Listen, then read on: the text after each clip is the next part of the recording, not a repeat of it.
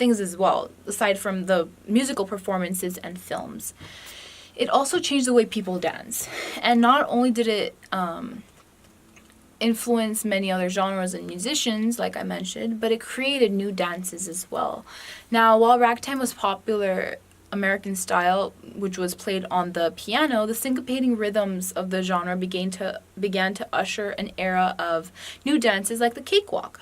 And people were able to express themselves through this dance and portray their individualism without any specific like formal type of training. And relating to ragtime music and dance, cakewalk was a strutting dance with African American rhythms, and it came from the rural South and Southwest with a two-step count.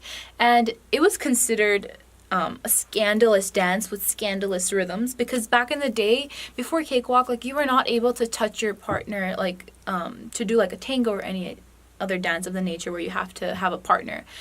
So they considered it really scandalous that they had to be touching their partner when dancing. And it was never performed within middle and upper class ballrooms.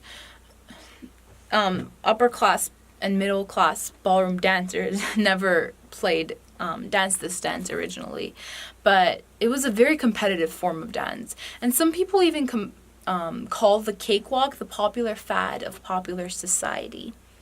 Now, with everything that I have thrown at you today, with all this information, I hope that you are more interested in ragtime now, and I hope you really enjoyed this presentation as much as I enjoyed doing this research on ragtime music and Scott Joplin.